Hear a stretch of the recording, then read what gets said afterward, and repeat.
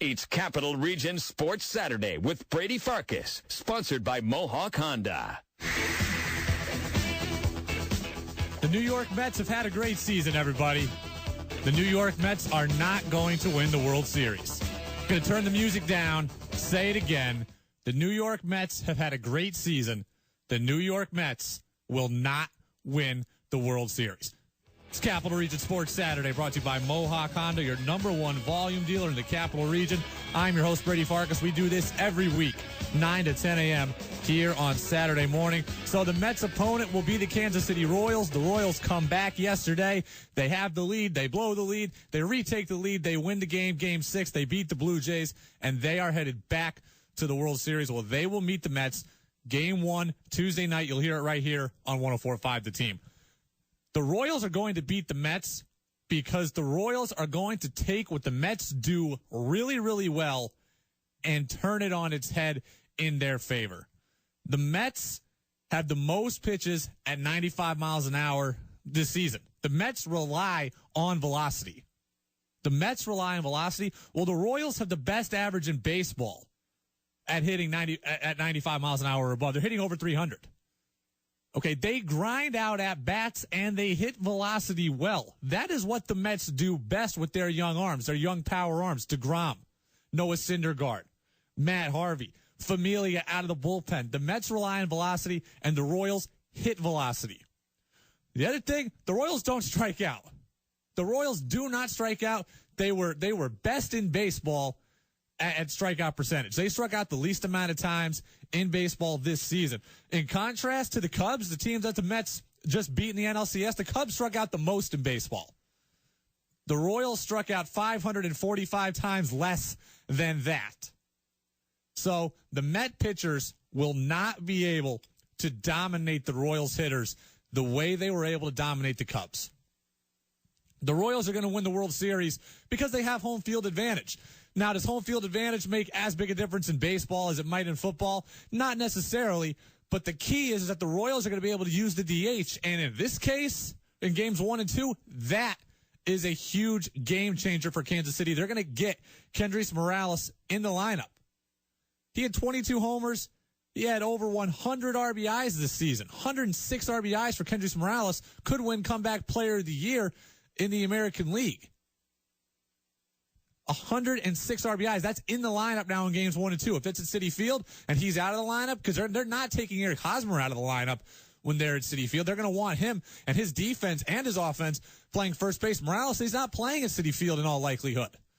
But they'll have him in the lineup games 1 and 2, and that is a huge game changer for the Kansas City Royals. That's another reason why they're going to beat the Mets in the World Series.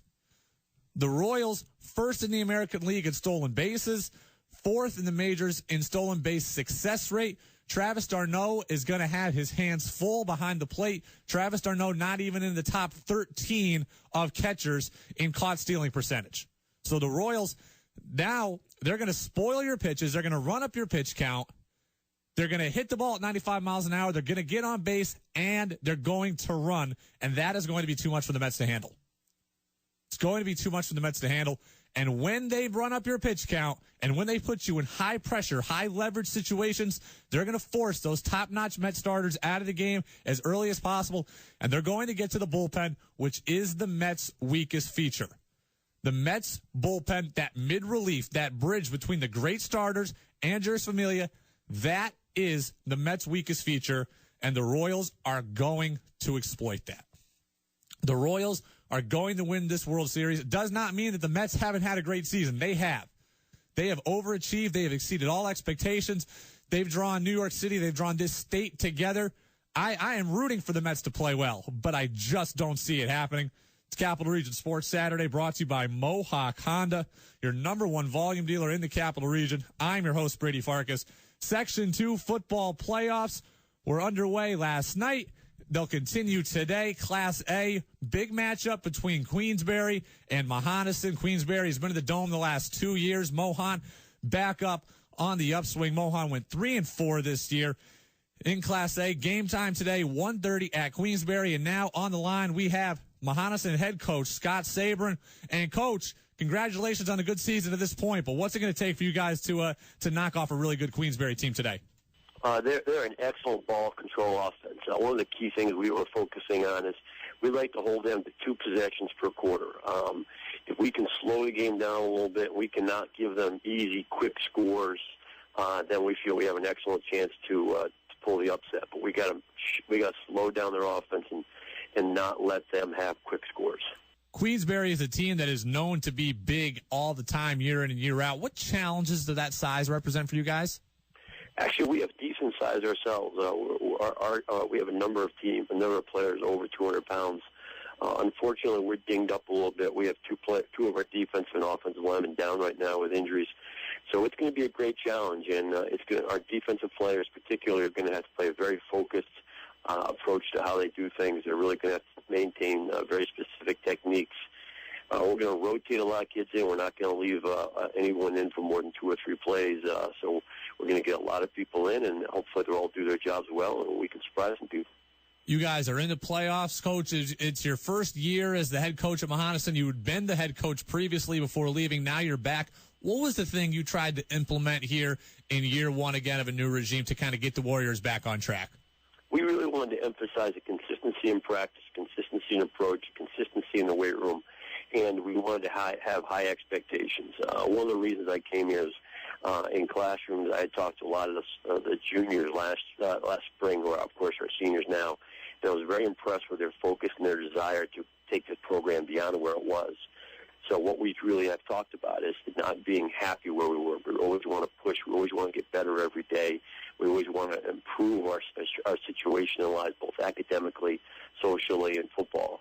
So by doing that, I think we've got a very holistic approach to personal improvement. Coach, we had talked back in August. You were on the verge of opening up your new field, your new athletic facility at Mohonasen.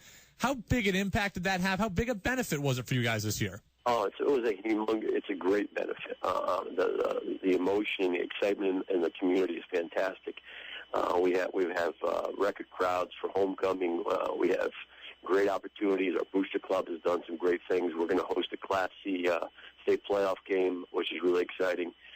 So the field has been awesome, and I think one of the best things about the field is you go there every day, and there's an event going on the field. There was a modified soccer game on the artificial turf, and can you imagine being a modified football player and playing on artificial turf, a modified soccer player on the artificial turf? They had the senior night for girls soccer, and it was just a wonderful event. It was fantastic. So I think not only for football program, but I think the sports program in its entirety at Mohonasen, it's been a real positive addition. Mohonasen football coach Scott Saverin with us. Capital Region Sports Saturday, brought to you by Mohawk Honda, your #1 volume dealer in the Capital Region. Coach, good luck today against Queensbury, 1:30 p.m. Queensbury High School, big Class A playoff matchup. Coach, good luck. We'll talk to you soon.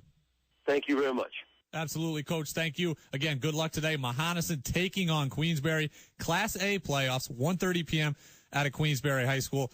And look, Queensbury's good. They're always big. They've been in the Dome 2 years in a row. They're certainly the favorite in that game. They come in at 5-2. But Coach Saverin, he's got a little bit of mojo there at Mohonasen. Again, the new field, we talked to him earlier in August, and really some good momentum being built in that Warriors program. Capital Region Sports Saturday. Jimmer Fredette, Glens Falls native, kind of the favorite son of the Capital Region, released earlier this week by the San Antonio Spurs. Is this the end for Jimmer in the NBA? Not necessarily. We've heard that some teams have had some interest. We heard maybe the Hawks were interested, maybe the Utah Jazz were interested, and that would be a good fit for Jimmer. He gets to go back to Utah potentially if that were to happen and play where he played his college ball at Brigham Young. But this kind of feels like the end of the road for Jimmer, and that pains me to say as much as it pains you to hear it. I like Jimmer. I played against Jimmer. I met Jimmer this summer and interviewed him. He's a great guy. He's been on our station a number of times, but it just feels like if he can't make it with the Spurs, you just don't know where you can make it. The Spurs are a team that has been able to bring guys that have underachieved or guys that you didn't know about and just turn them into stars, useful pieces, from everyone, from getting Steve Kerr back in the limelight and not just a guy who played with Michael Jordan. The Spurs made Steve Kerr good again. The Spurs have made Tiago Splitter a household name. They made Matt Bonner a household name. They took Danny Green from a guy who you were new at North Carolina, you didn't really know in the NBA, and then he really came on the scene in the finals against the Spurs or against the Heat a couple years ago. The Spurs have done that. Jason Minix of ESPN San Antonio was on our station on September 26th, and he said, look, he emphasized that point. The Spurs are a team that has been able to take guys and turn them from failures into successes. And he said, look, this might be the best example. Bruce Bowen might be the best example. I mean, Bruce Bowen was with Miami, got cut, went to Europe, and Greg Popovich brought him in, and now Bruce Bowen's number 12 hangs in the rafters at the AT&T Center. Now, I don't think Jimmer's a failure in the NBA just because he was a lottery pick that hasn't panned out so far. He's been in the league now for 4 years, and he's only 26 years old. He's got a lot of time left potentially if he does stick around in the NBA, or maybe he goes to Europe and comes back. But you were hoping maybe that Jimmer would turn out like a Bruce Bowen. In your most optimistic thought process, you thought maybe Jimmer could turn out like a Bruce Bowen, and maybe the Spurs would be the spot that could revive his career. They know how to use guys. They know how to get creative with guys, and they play to your strengths. So if Jimmer can't make it in San Antonio, you start to get the sense that maybe he just can't make it. A Yahoo Sports article came out this week. It was really critical of Jimmer, said that, quote, Jimmer thinks everyone is stupid. Jimmer thinks everyone is stupid, meaning that he thinks that offenses and teams need to cater their offense around him and just let him do what he wants. And that, if that's true, now that's certainly not consistent with the Jimmer that we know. The Jimmer that I met this summer, the Jimmer that I played against in high school, that attitude isn't consistent with the Jimmer that we know.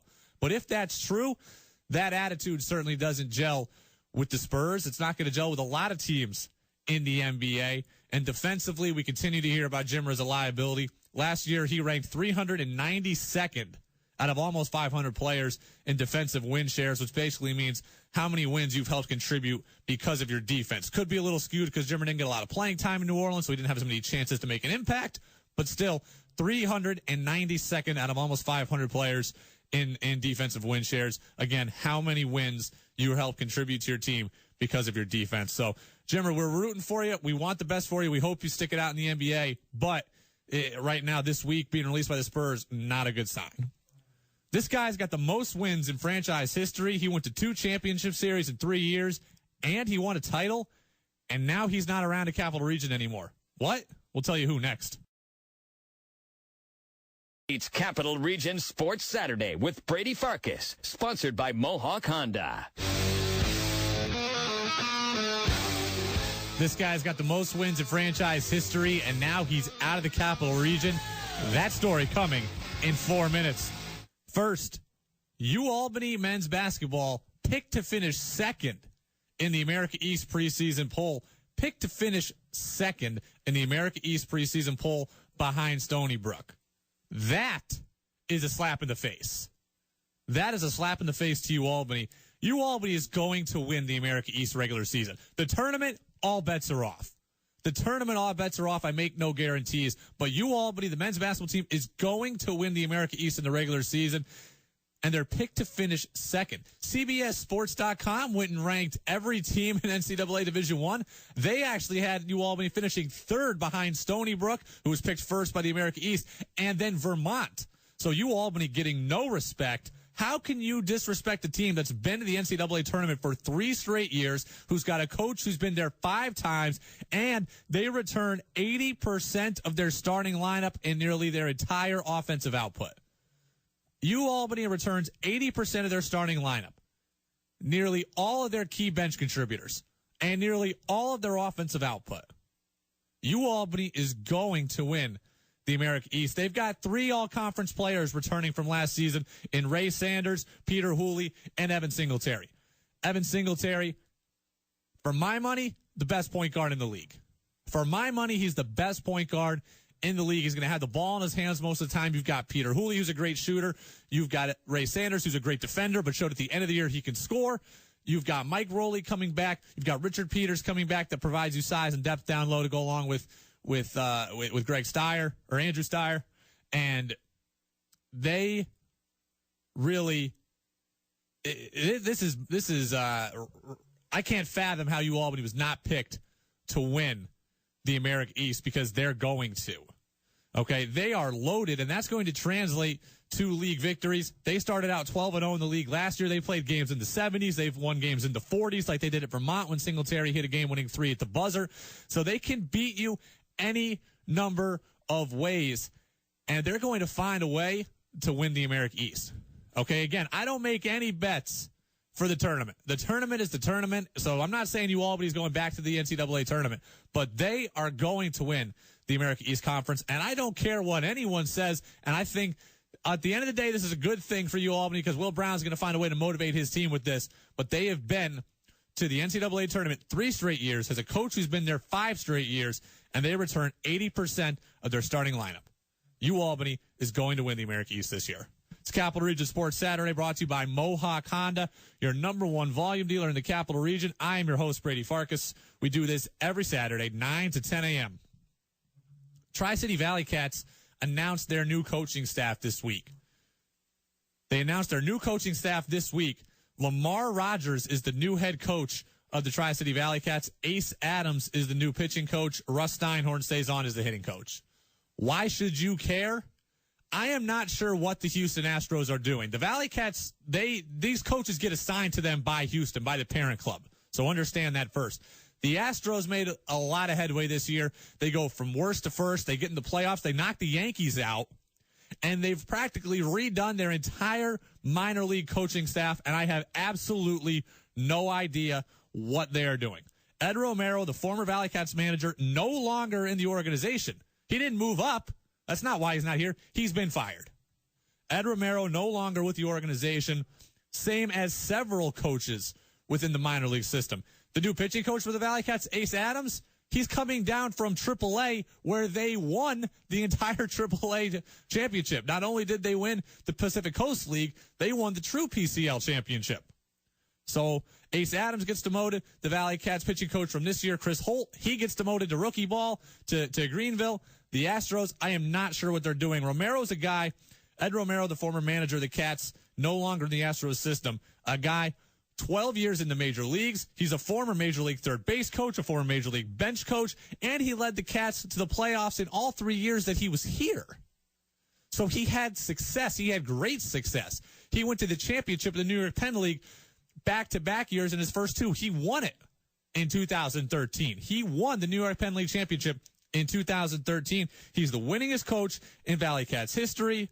And more importantly than anything, the players liked him. Remember, we had Tony Kemp on earlier on October 3rd, and Tony Kemp said this about playing for Ed Romero. I just remember, Romero made it super easy. He didn't force anything down the players' throats. He didn't really have an agenda. He just kind of said, hey, guys, go out there and play hard, and, good things will happen. And, he was right. Sometimes you have coaches that try to force things, and it causes players to press, and you don't play to the level that you're capable. And that wasn't the case with Ed Romero. That was Tony Kemp on October 3rd, who was a former ValleyCat, played here in 2013, was part of that team that won the championship in 2013. Wasn't on at the end because he'd been moved up, but he was there for a good portion of the year leading up to that. Ed Romero out of the Astros system, out as a ValleyCats manager.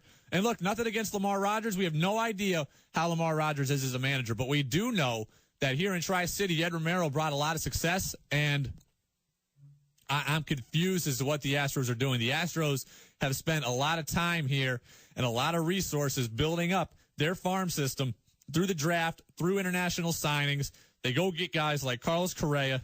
They go get guys like George Springer, and they develop them through the minor leagues, and they've played well, and now it's translated to wins to major league level, and the Astros are blowing it up.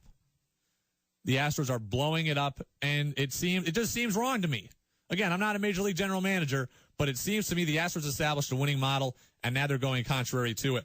Don't forget this. The guys who are the Astros minor league players of the year this year, A.J. Reed is a first baseman, Joe Musgrove is a pitcher, Ed Romero coached them last season here in Tri-City. They're the minor league players of the year in the Astros system, and Ed Romero coached them here in Tri-City just last season.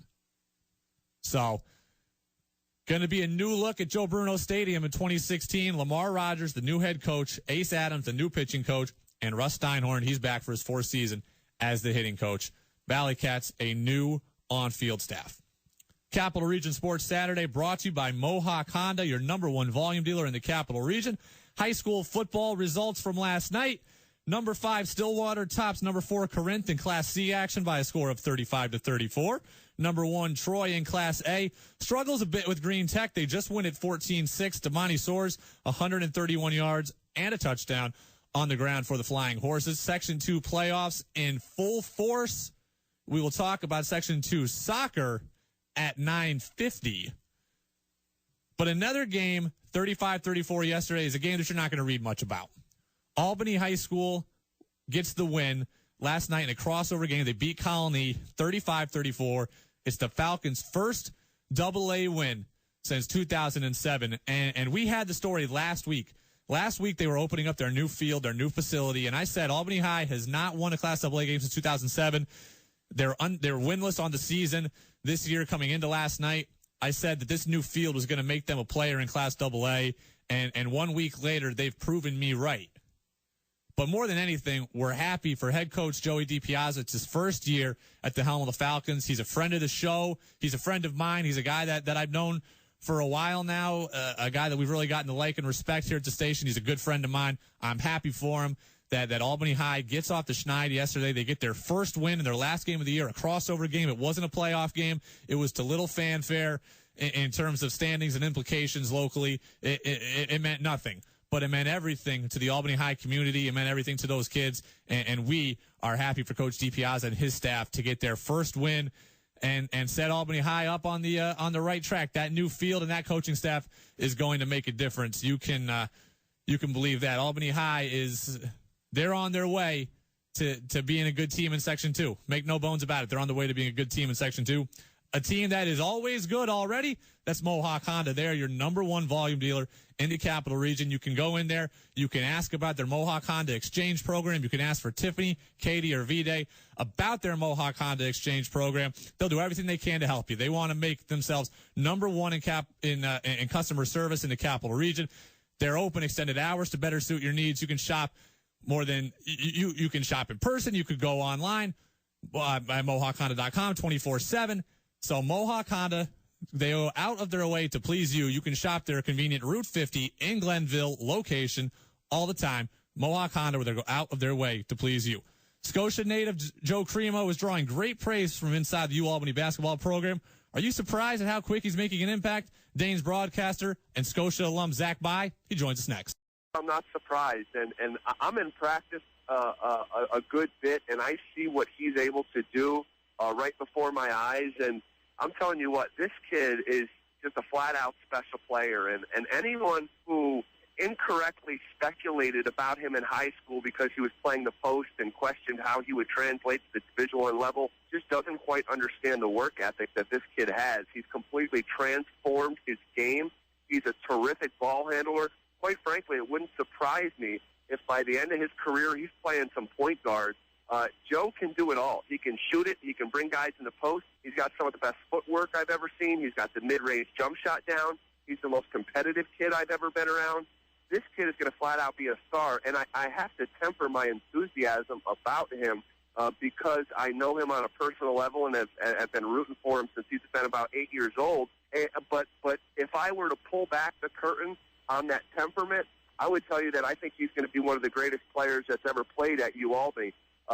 He really has that type of potential. He's got to stay healthy, and of course he's got to have pieces around him. But you're seeing him already potentially break into a lineup that returns 4 or 5 starters from a championship team and has all conference players at the 1, 2, and 3, which is the only potential spots that he would ever play. So the fact that he's even being mentioned in the mix in those spots is a huge credit to this kid and the work that he's put in for over a decade. It's Capital Region Sports Saturday. On the phone with Zach By. And Zach, you're a huge NBA guy. Jimmer Fredette released by the Spurs, the Glens Falls native. It kind of feels like if he couldn't make it with the Spurs, then Jimmer might not be able to make it. Did you read that Yahoo Sports article that came out right after Jimmer's release? I read a couple articles. I forget whether I clicked on the Yahoo link, but yeah, it's what you just expressed is kind of the same sentiment that I had. Is if he can't stick with the Spurs, I don't know where else he's going to stick because the Spurs have made a living of maximizing guys that not maybe necessarily were written off, but you thought their ceiling was much lower than it is. And I feel for Jimmer because, first of all, he's a really good guy. And I competed against him in high school, and I've kind of been rooting for him this whole time. But this is unfortunate because the fact of the matter is, bottom line, is that Jimmer's defense is still, the eyesore, and you can't mask that. And I watched Jimmer every time he's checked in a game throughout these last couple of years.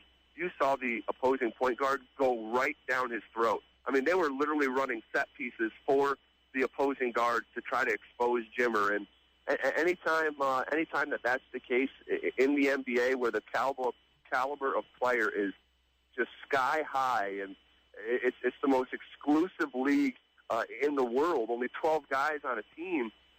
They have their pick of the litter, and if he can't do what they're asking him to do beyond his one skill set, which he's really good at doing, it's not going to work out, at least here. I'm rooting for him to maybe go over to Europe and maybe do some things and maybe try to create a new identity for himself and maybe come back. But the bottom line is this guy will be able to play basketball for the next decade and make a couple $1 million doing it. That Yahoo article, in addition to his defense, the thing that was really surprising is we know that Jimmer, or at least we hear that Jimmer has a great work ethic. It said that he can't make it in the NBA because he's unwilling to change the way he plays, and that he expects teams to just let him do what he did in college. That was really surprising to me, and that's a pretty big indictment right there of a guy.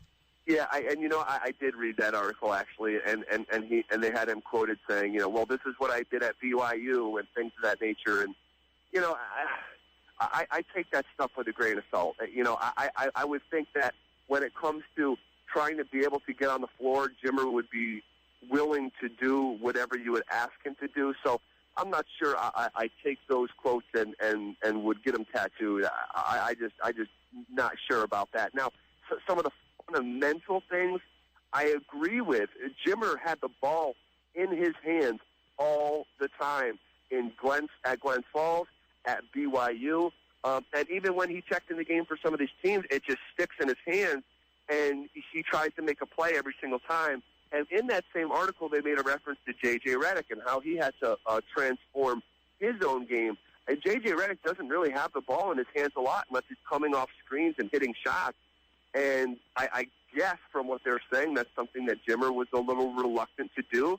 But, regardless, the guy is just, if his career was over right now, he's still one of the greatest college basketball players to ever play the game, National Player of the Year, leading the nation in scoring. And as far as Section 2 goes, for my money, he is the best player to ever come out of Section 2. Zach Byers with us, Capital Region Sports Saturday, brought to you by Mohawk Honda, your #1 volume dealer in the Capital Region. Zach, thanks for the insight as always. UAlbany football on a bye week this week. Hey, enjoy it, get some rest. We'll talk to you again soon. I appreciate you having me on once again, man. Be well. Thank you, Zach. Zach Byers, UAlbany men's basketball broadcaster, UAlbany men's football, or UAlbany football broadcaster with us, Capital Region Sports Saturday, brought to you by Mohawk Honda. The best player to ever come out of Section 2, huh? That's a debate that's always been raging, and we've heard a lot of answers to that question. Jimmer Fredette, Pat Riley, Sam Perkins, Greg Kubek. That's a real great debate to have. Now, I played against Jimmer like Zach, so maybe we're both a little biased. I do think Jimmer is the best player that I ever played against. That's for certain. Best player to come out of ever come out of Section 2. I'm going to go with Jimmer as well. And you can hit us up on Facebook. You can follow 1045 The Team on Facebook. You can follow us on Twitter at 1045 The Team. Let us know your thoughts. Sam Perkins is a guy who played at North Carolina, played a long career, I think 15 years in the NBA. Was with the Pacers, was with the Sonics.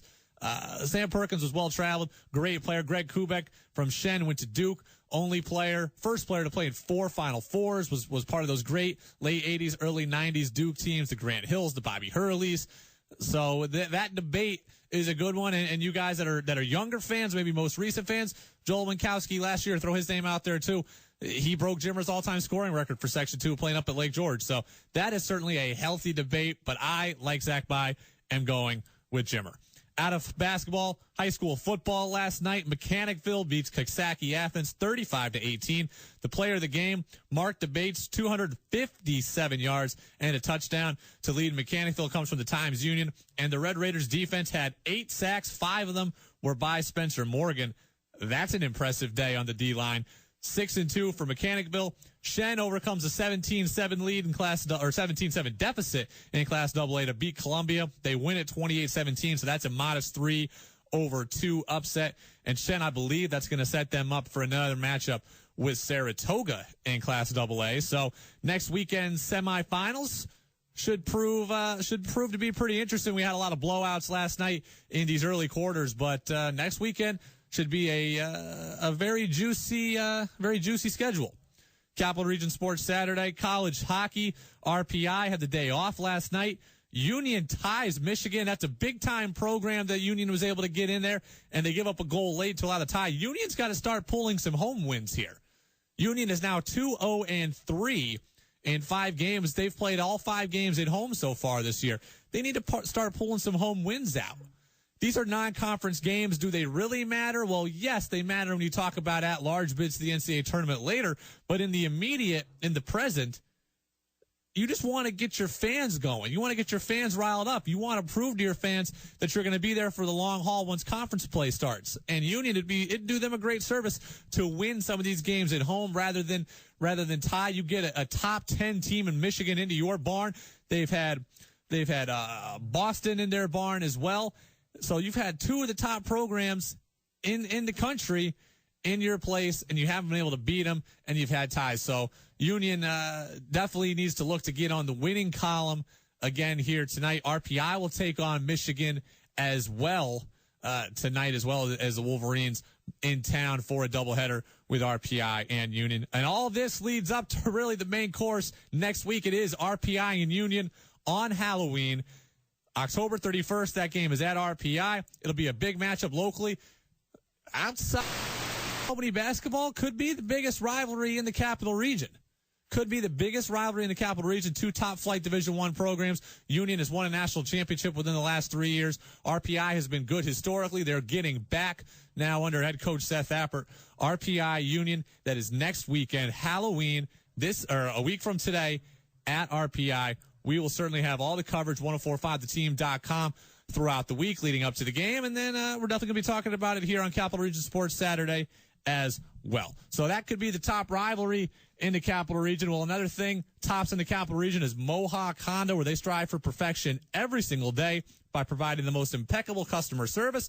They have over 1,000 new and pre-owned vehicles available to select from. They're open extended hours at all their departments to better service you. You can shop over 10 acres of savings opportunities or online 24/7 at mohawkhonda.com. They will provide you the lowest no-hassle prices to better suit your budget.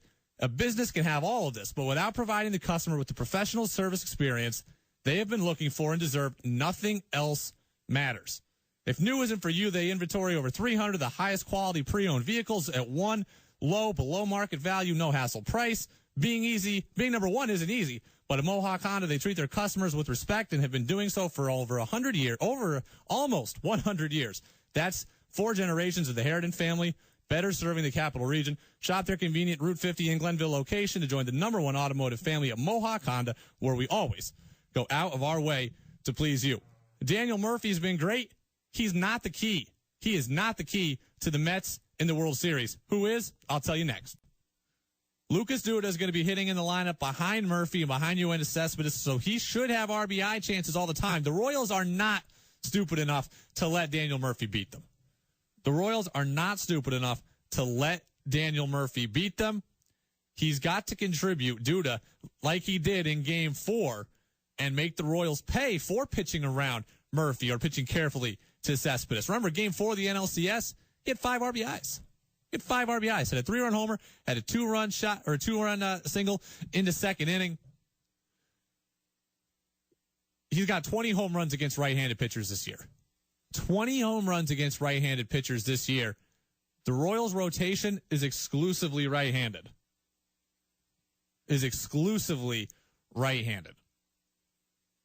Giordano Ventura Johnny Cueto,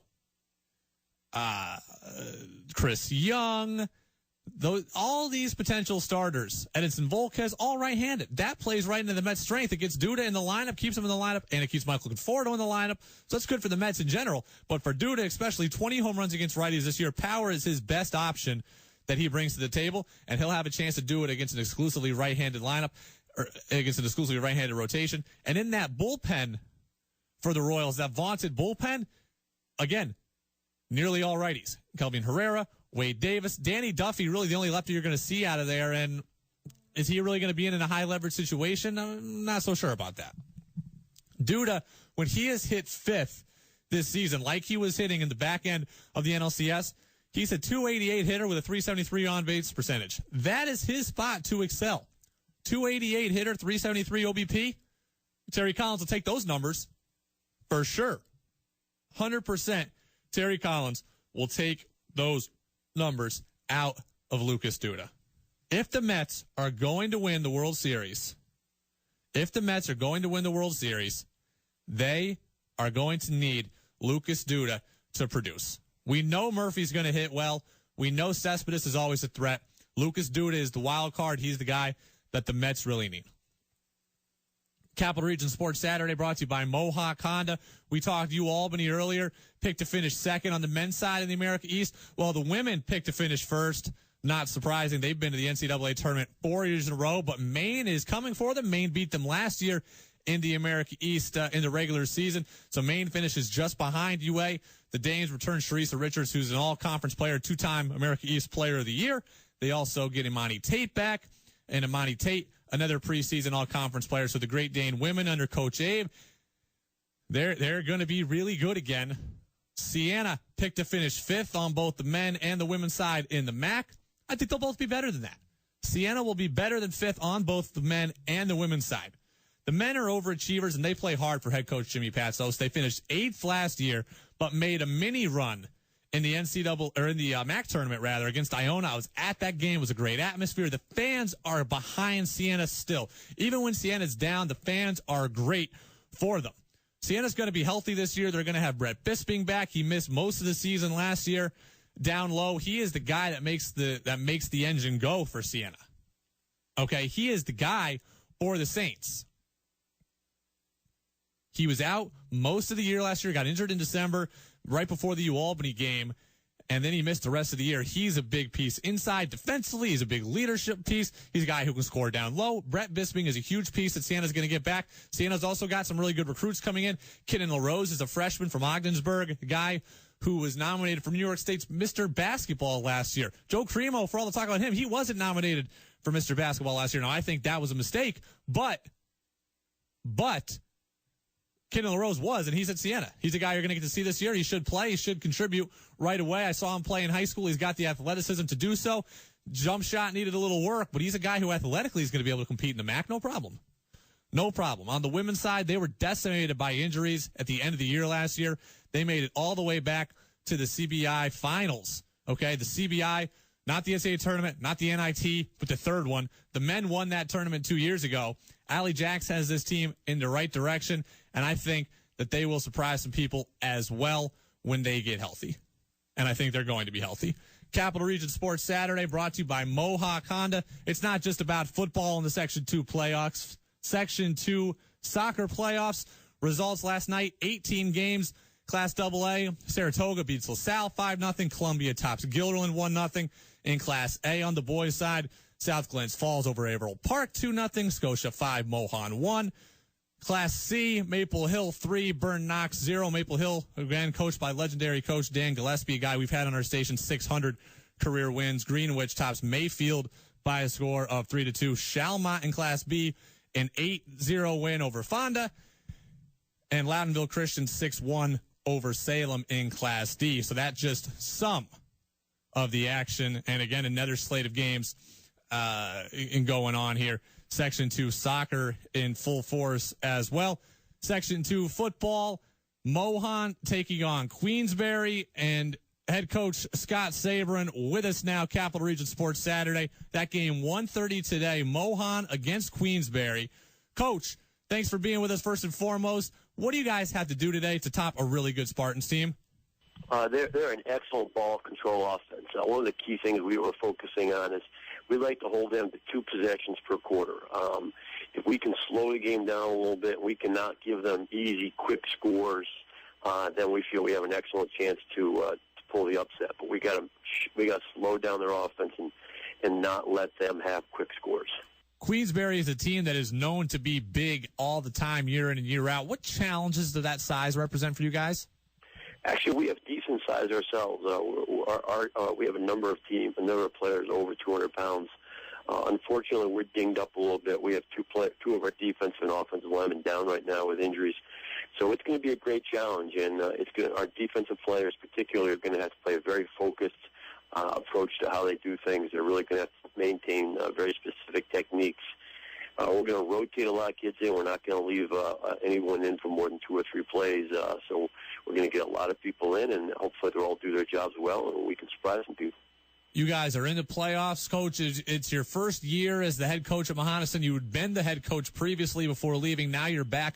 What was the thing you tried to implement here in year 1 again of a new regime to kind of get the Warriors back on track? We really wanted to emphasize a consistency in practice, consistency in approach, consistency in the weight room, and we wanted to have high expectations.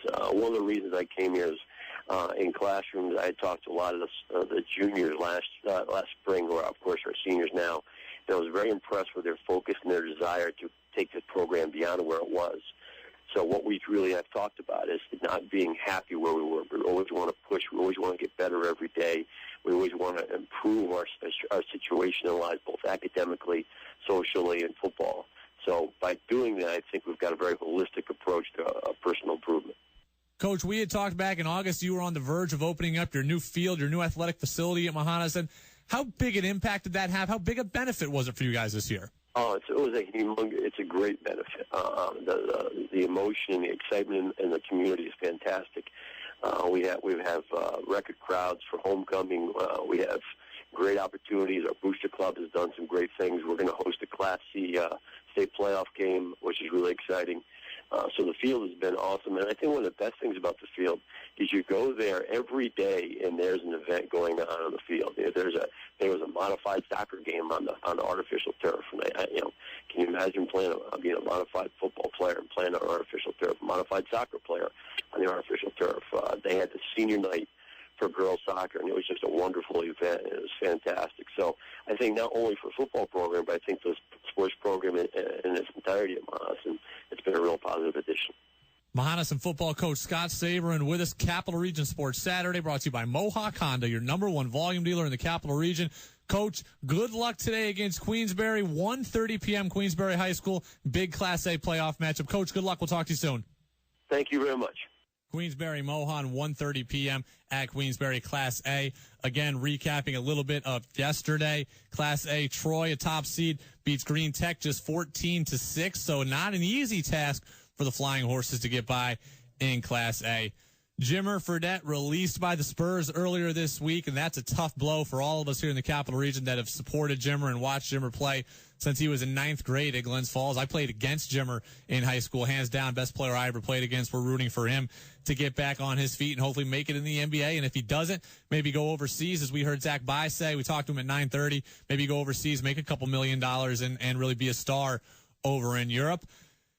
UAlbany men's basketball picked 2nd in the America East preseason. Don't know how that's possible. That team returns 80% of its starting lineup. They've been to the NCAA tournament 3 straight years. They've got a coach in Will Brown who's been there 5 times. Union hockey ties Michigan yesterday.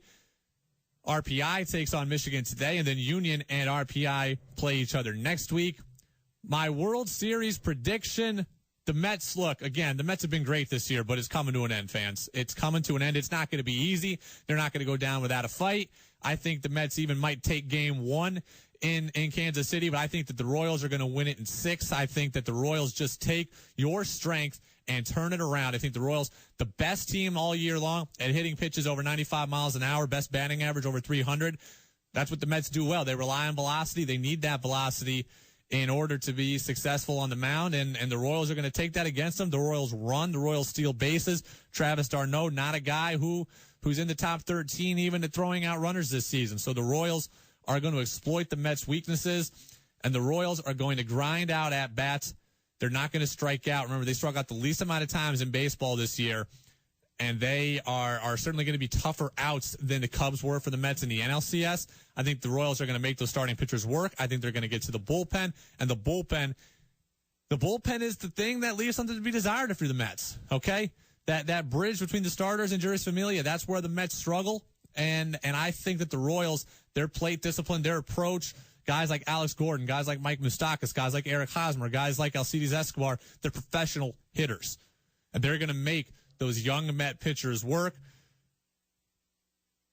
High school soccer continues to be in action. A lot of great games yesterday. We're going to see top seed Ballston Spa in Class AA here coming up, so they're a great team as well. Capital Region Sports Saturday brought to you by Mohawk Honda, your number one volume dealer in the Capital Region. I'm your host, Brady Farkas. We do it every week. Every week, 9 to 10 a.m., all the local sports that you want to know, that you crave to know, we've got it all right here for you. You can follow us all week at 1045theteam.com. Armin and Levac back on Monday. They'll prep you for Game 1 of that World Series, which is Tuesday night. We'll see you next week.